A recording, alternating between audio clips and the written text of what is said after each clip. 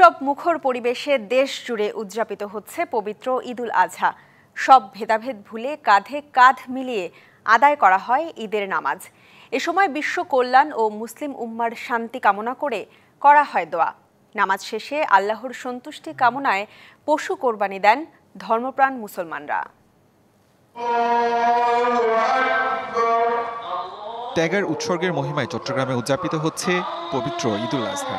মিয়তুল ফালা জাতীয় মসজিদ প্রাঙ্গণে প্রধান জামাত অনুষ্ঠিত হয়। কাকটলি এলাকায় পারিবারিক মসজিদে নামাজ আদায় করেন বিএনপির স্থায়ী কমিটির সদস্য আমির খসরু মাহমুদ চৌধুরী।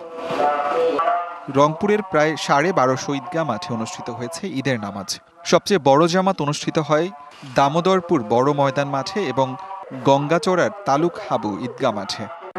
ঈদুল আজহাতে সবাইকে ঈদ মুবারক জানাচ্ছি, যে সেটাকে মাথায় রেখে আমাদেরকে যে দেশ জাতি সমাজ যে প্রতি আমাদের দায়িত্ব, যে ত্যাগের মাধ্যমে আমাদের সমাজ দেশ মানুষকে গড়তে হবে, সেটাকে মাথায় রাখতে হবে।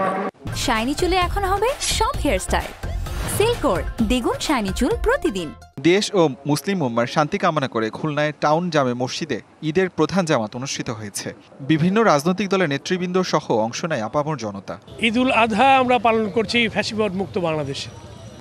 খুলনাবাসীকে পবিত্র ঈদুল আজহার আন্তরিক শুভেচ্ছা। আমরা এবছর অত্যন্ত আনন্দঘন, অত্যন্ত প্রাণবন্ত পরিবেশে পবিত্র ঈদুল আজহা উদযাপন করছি। ঐতিহাসিক শাহী ঈদগাহ ময়দানে অনুষ্ঠিত হয়েছে সিলেটের প্রধান জামাত। ঈদগাহ ছাপিয়ে সড়কেও নামাজ আদায় করেন মুসল্লিরা। ঈদুল আজহার শুভেচ্ছা জানাচ্ছি, ঈদ মোবারক। আজকে একটি মুক্ত বাতাসে গত ঈদুল ফিতরের জামাত আমরা আদায় করলাম, এবারও আমরা ঈদুল আজহার এই জামাত আদায় করতেছি। বরিশালে উদযাপিত হচ্ছে পবিত্র ঈদুল আজহা। সুষ্ঠু ও স্বাভাবিক পরিবেশে ঈদের জামাত আদায় করতে পেরে শুকরিয়া জানিয়েছেন মুসল্লিরা। ময়মনসিংহে পবিত্র ঈদুল আজহার জামাত অনুষ্ঠিত হয়েছে। প্রথম ও প্রধান জামাত সকাল 7:30টায় নগরীর আঞ্জুমান ঈদগাহ মাঠে অনুষ্ঠিত হয়, আর কুমিল্লা কেন্দ্রীয় ঈদগাহে প্রধান জামাত অনুষ্ঠিত হয়েছে।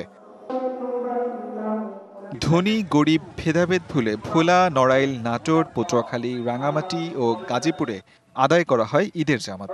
এরপর আল্লাহর সন্তুষ্টির আশায় করা হয় পশু কোরবানি। আসিফ খান, ডিভিসি নিউজ।